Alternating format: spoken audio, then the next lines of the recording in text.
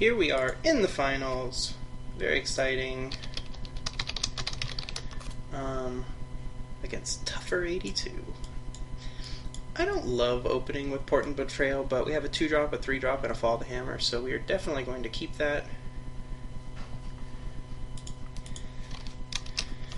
And let's see what happens.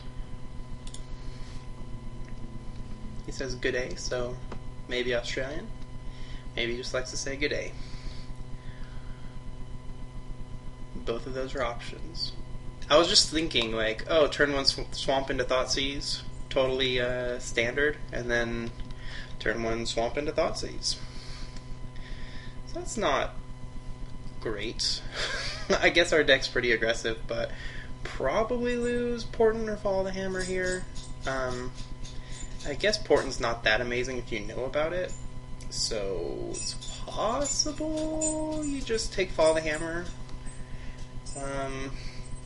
It's a pretty reasonable starting hand I have. Like, he either takes a 2-drop, so I don't have anything to play, which he's not going to do. Okay, yeah, doesn't want to play around Portent Betrayal, just wants me to not have it. Fair enough. Fair enough, good sir.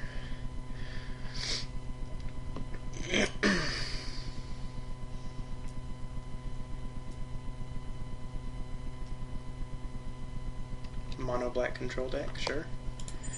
We will run the Snarecaster out there.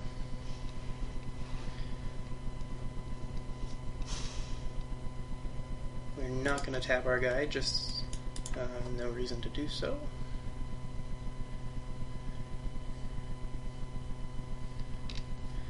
Okay, I like no play. No play is nice. It could be some sort of like, you know, Farika's Cure. If you want a Farika's Cure, Leona's Snarecaster, I will not stop you. Alright, well, we're going straight out with the Kragmaw Butcher. I mean, he knows about it, so maybe he just wants to kill that instead. But I think he's just stuck on 2 lands.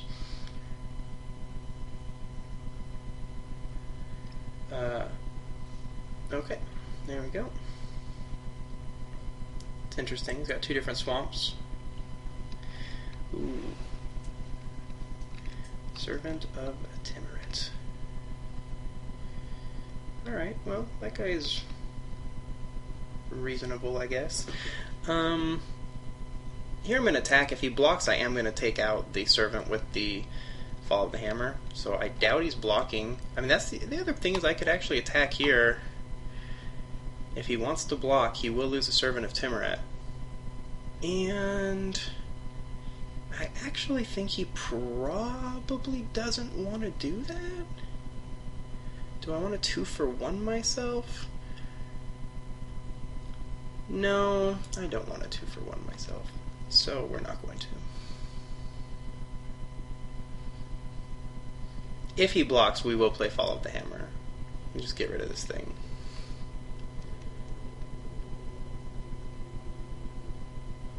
Okay.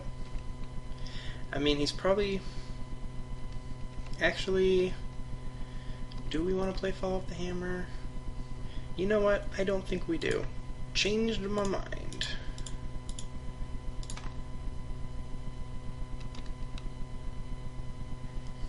If he wants to pay 3 mana a turn to regenerate this guy, I like our odds of winning this game a lot.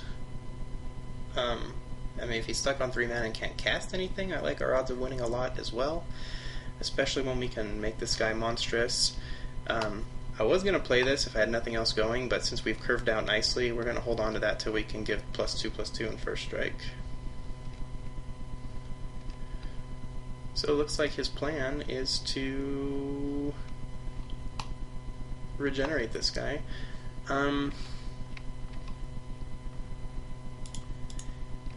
Said he can do that.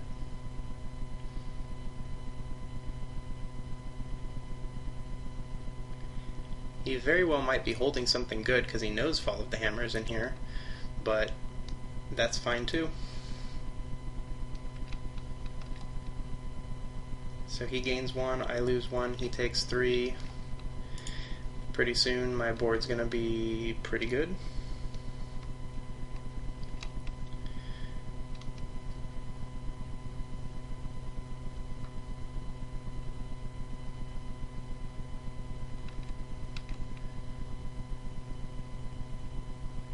he does nothing, where do we want to put the Spear Point Ori at is the question.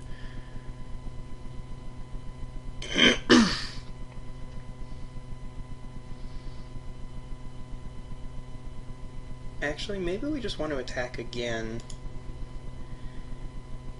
And we have Trample open. And then we have a Spear Point Oriate available. I mean, if he doesn't answer this, he's going to just lose anyway. Or he might just be stuck on one colored mana. It's very possible he's not mono black and he just doesn't have his other color. If that's the case, I put this on here and I have a 4/3, and then he's taking lots of damage from everywhere. Do I want a 4/3 here, or do I want it somewhere else? In fact, I think I do want it here. This way I have 3 pretty dangerous looking creatures.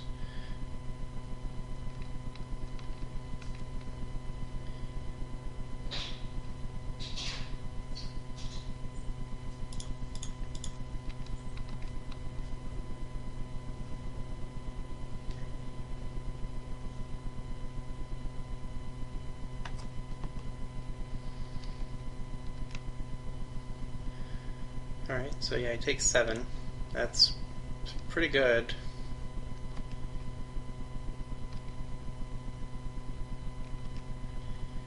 And yeah.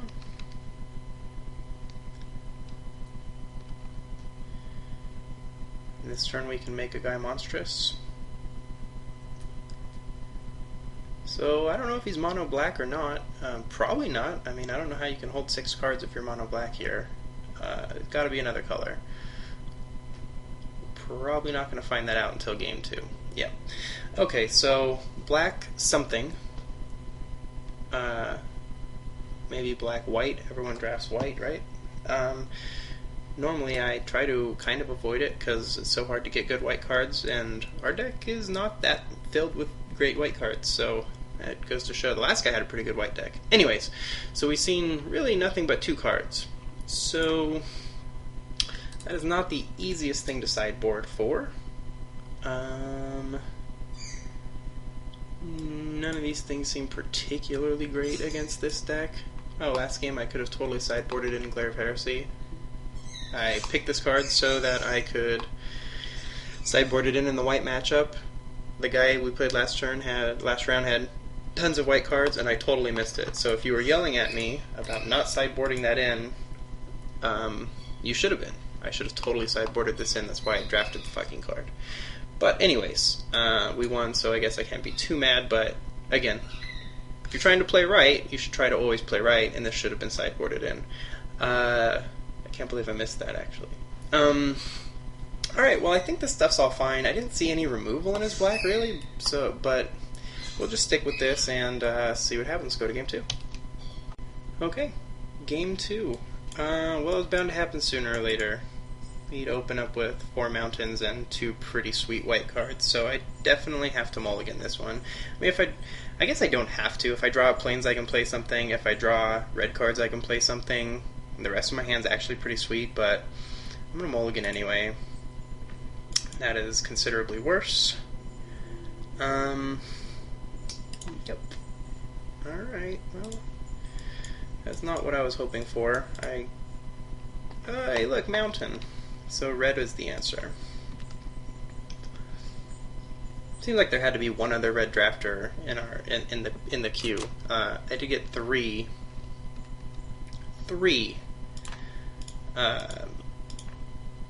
Follow the Hammers, which is pretty silly. But you know, there's probably enough good red cards to go around for 2 people. Someone had to pick them, right? I probably don't want to ordeal this guy. I mean, maybe it's the best way to try to steal a win in a game where you mulligan to 5, but I guess that's going to be irrelevant.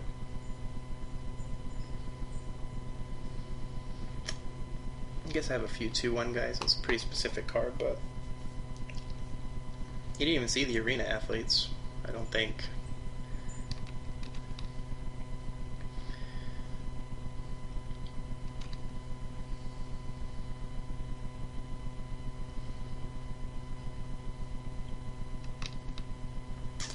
it's pretty irrelevant. So things are looking pretty bad here. Actually, so far looking worse for us than they looked for him last game. Because even when I draw a mountain, my hand isn't that good. So yeah, things are not looking great for Team Us, but you know, maybe we got a little time to turn it around.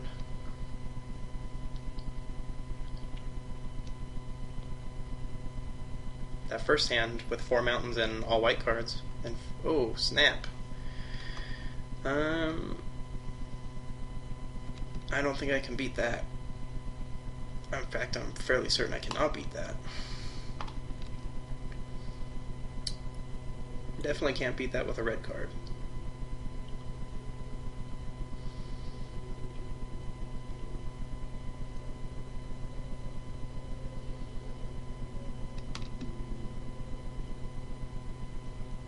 So almost certainly can scoop this one up, but let's see what happens. I still don't prefer the scoop method.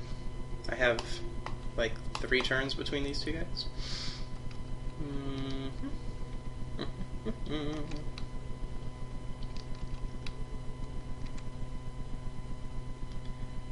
Yeah, so this is where playing 8 and 8 kind of hits you poorly. Let's see if we can get him to show us any more cards. We have no chance of winning this game, so let's just see if we can see anything else come out. And we take 6 already.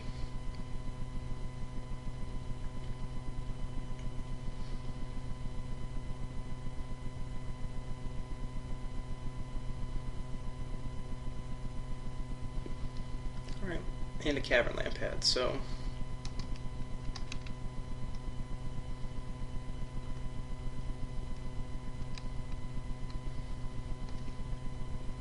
I gotta say, from what I've seen, this guy's deck actually looks quite a bit worse than the last guy's deck we played, but Mogus is pretty sweet. So, alright, let's go to game 3.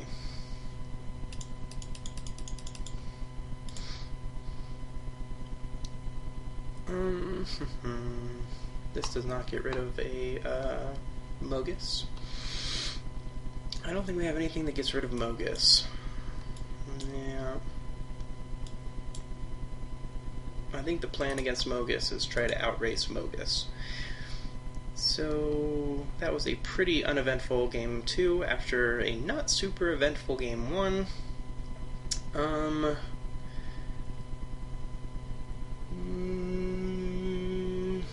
Yeah, I mean, I think that's it. I guess, you know, at some point this might be good against some deck that can't do anything against flying creatures. Like, I don't know, I guess this would be when you would side it in if you wanted to side it in, but would I side it in over a Portent of Betrayal, maybe?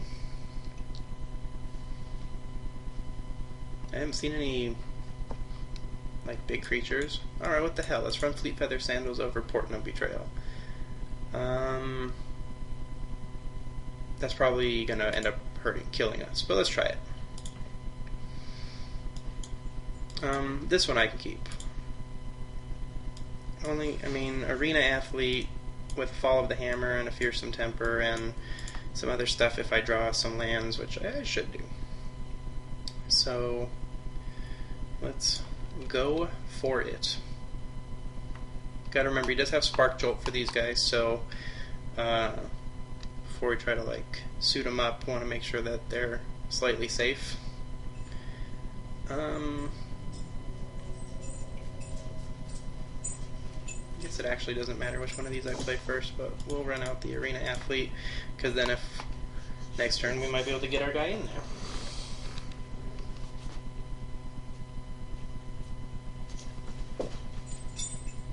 And there's Spark Jolt right there.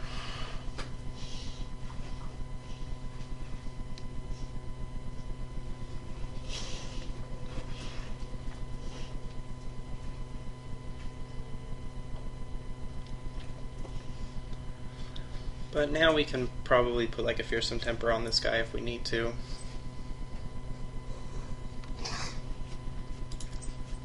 Or an Ordeal Heliod. I mean, he could be playing more than one Spark Jolt, but probably not.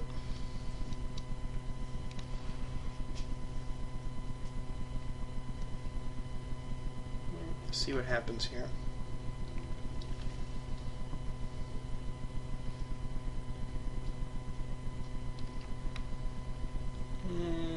Okay. That guy's a rage monger if I've ever seen one. So here, I think I just put Fearsome Temper on here and start going for it.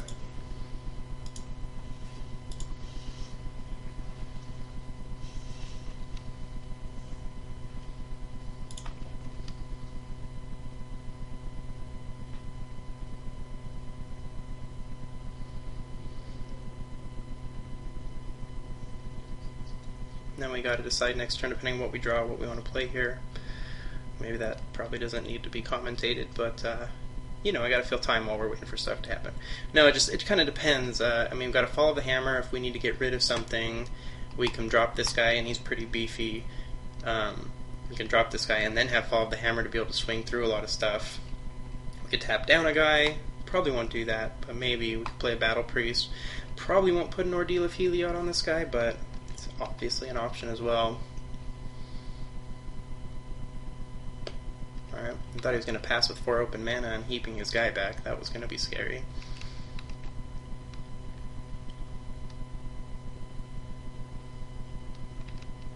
Alright, there's a Rage Monger.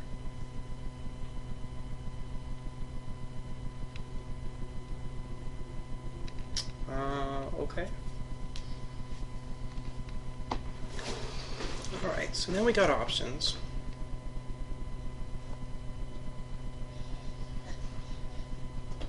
My options probably are to kill... Let's see, I make my guy 5/4. No, that doesn't do it. I mean, I could play Fall of the Hammer and Ordeal, I guess. Fall of the Hammer to kill this guy. Or just play Fall of the Hammer to kill this guy and then play a Battle Priest. That's probably a better play, actually. Maybe if I'm going to do that, I'd rather attack and then wipe his board. Yeah, actually, I think attacking here is better, because if he wants to block, then I 2-for-1 him.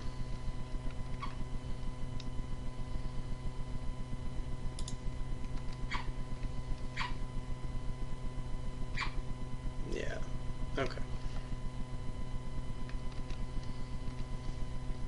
So now I can play a 5/2, and that might even actually be better, because I take... Yeah, in fact that is better. I'm going to do that. I mean, he could Freakus Cure this guy, but if not, he's going to be looking down some damage here.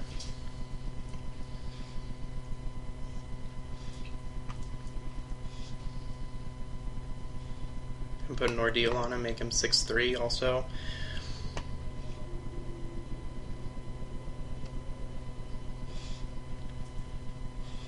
I mean, I don't think this guy's really very good. I guess it runs with the Minotaurs that he's got going here. You cast him for cheap, but Intimidate on these guys doesn't do anything. An attack here with all his guys would be like pretty terrible for him, I think. Yeah, I think so. I will take that.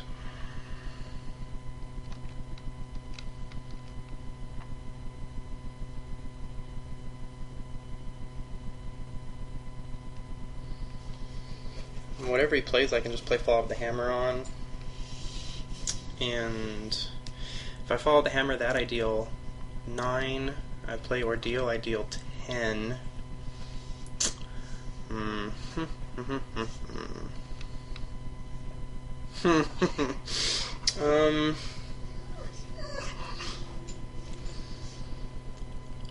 Alright, so I think I play Ordeal, attack, 3, 4, 5, 6, 7. Have Fall of the Hammer up. I take 3, 4, 5. I mean, you can't really take 9, I don't think. Let's see, I'll take 10. If he takes it all, then I take 3, 4, 5, 6, 7, 8, 9. What is there? Coordinated Assault. Creatures get +1/+0 on first strike. That's bad, I guess. Um, hmm. Hmm.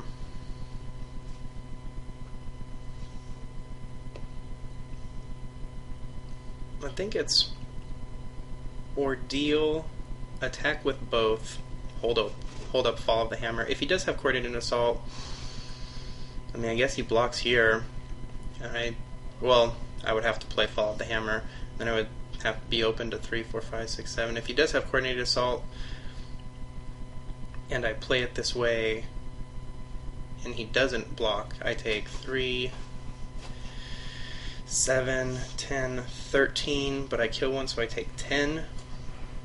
Alright, I'm just going to go for it here.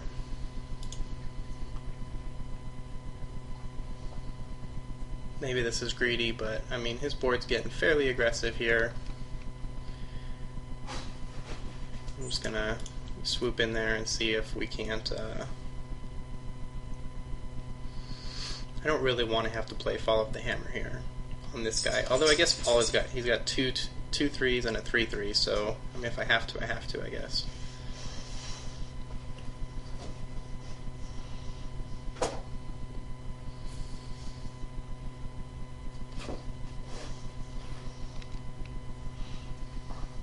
Okay. Yeah, this guy's gonna give one of his guys Intimidate. So do I want to play the Battle Priest or hold a Fall of the Hammer? A Battle Priest, I'm at 3, 4, 5, 6, 7. He'd have to remove my Battle Priest and be able to deal 3, 6, 7, 8, 9, 10. No, I'd rather hold up and Fall of the Hammer. That might not be right, but with 2 Fall of the Hammers, I should have this one in tow, probably. Let's see what he does here. If he doesn't do much, I can follow the hammer 2 guys to get in for damage, so...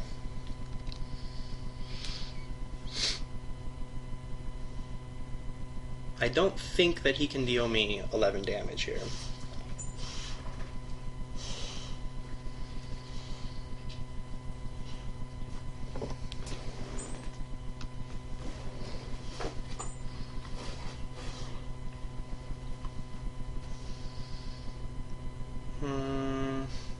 That's unfortunate, but I guess that's what he was planning to do to kill me. Alright. Nothing I can do about that one.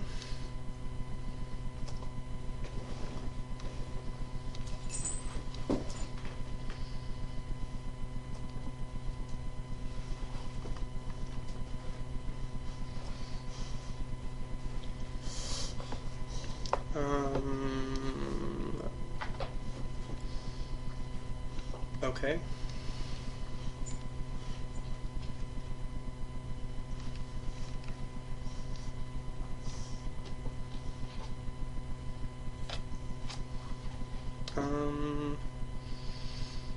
I think I have to play a Fall of the Hammer here.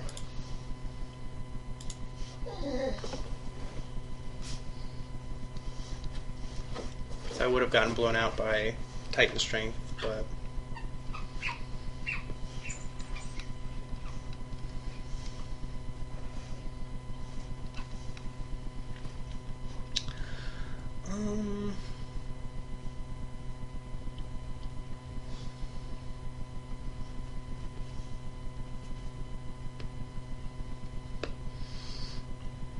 So I think might make it so his guy can't block, and then play a Battle Priest. I get in for 3. I have a blocker. I take 2, and then I have Fall of the Hammer if necessary. I think that's... oh, never mind. He can't do that because that's on him. I thought it was on the enchantment, but enchanted creature gets. So he can't make it so that he can't block. So now my decision's a little tougher. I can kill his guy, swing for 3, and then I have not a lot going on. I think maybe it's Battle Priest and pass here, actually.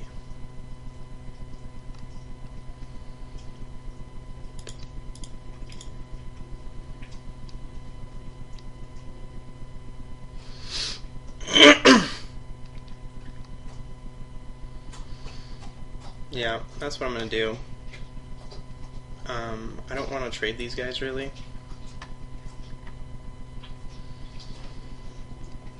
Especially since this guy can actually ping a guy. Things are looking a lot more sketchy than they were moments ago, so...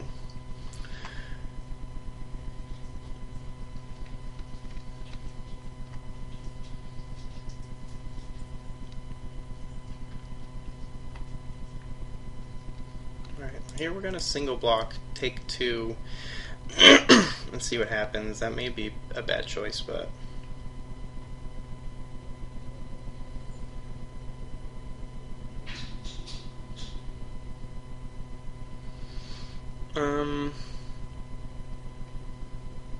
Alright, well now I have to follow the hammer this guy.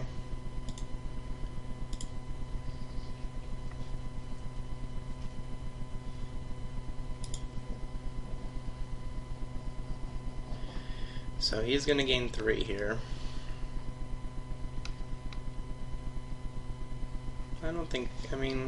I guess. It's cutthroat maneuver. Come on, something. Alright, that falls under the something.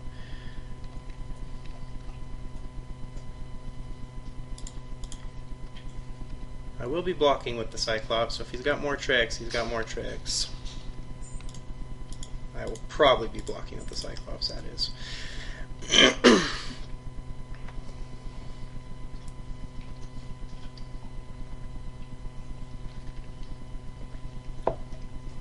Probably be blocking. Although if he's attacking, he has to have a trick, right? I think that is the sad fact of the matter, is that if he attacks, he has to have a trick, and then can his trick deal me 4 extra damage? If not, he's probably dead on board. So, all right, I cannot block that guy.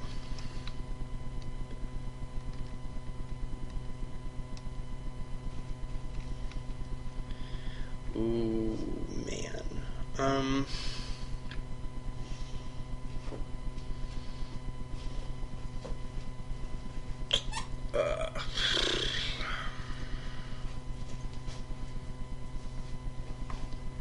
Alright, I think I'm going to attack with these 2 guys, although that doesn't put him dead on board, which is kind of dangerous.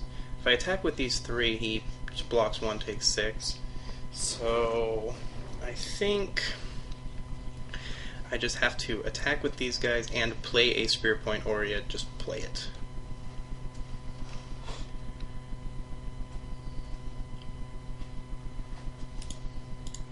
If he wants to double block here, I think I have to let it happen. I can't race this guy. Oh, what I was saying is, it's probably correct to double block here, because if I have a trick, he's just going to lose anyway. But I'm going to take out that Cavern Land pad. I'm afraid of racing the Intimidate. Here I'm going to hold the Spear Point Oriad, since it doesn't... Well, if I play it, he has to block this guy. I'm going to hold it. That may be wrong, but...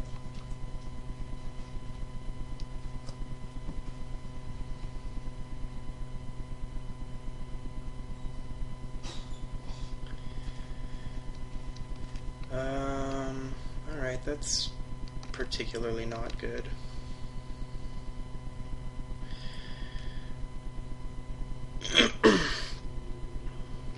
Alright, we're going to take 2 because we're trying to win here. And we win. Whoo!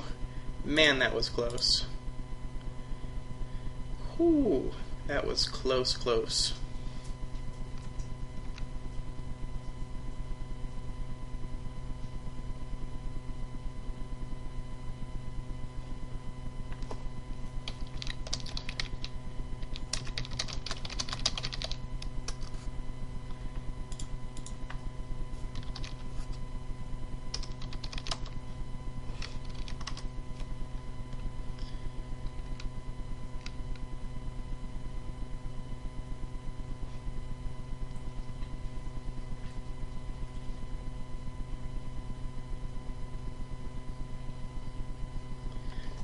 So, yeah. Yeah, hey, we win one. Look at that. Hey, we win one. Win one, open to Brimaz. So, I'm going to put that down in the win column. Double win, if you will. Pulled eight packs, pulled a Brimaz. So, thanks for watching. That one went a lot better than my last video. This is the very next one that I have done and recorded, as I've said many times if you watch any of my old videos. If I record them, I'm just going to record them and put them up. So sometimes you'll see a janky one like last draft where I lost in the first round, and that's kind of a bummer. Hopefully you don't feel like you wasted your time watching me draft and then lose in the first round, but I don't really believe in recording a whole bunch of drafts and only putting up ones where I win so it looks like I win all the time. Like, I win a fair amount of the time, but if I'm recording, I'm going to put it up. So, thanks for checking it out. I will certainly be back, most likely with Lucky Draw, for pre-release drafts. I may do a couple Swifts before I run a 8-4, or I guess it's 9-4 in the pre-release, because I usually like to get a feel for the format, but we'll see. Maybe I'll just jump in the 9-4. I sold my Esper deck, so I have some tickets lying around if I lose a couple 8-4 or 9-4s, whatever. But yeah, thanks for watching.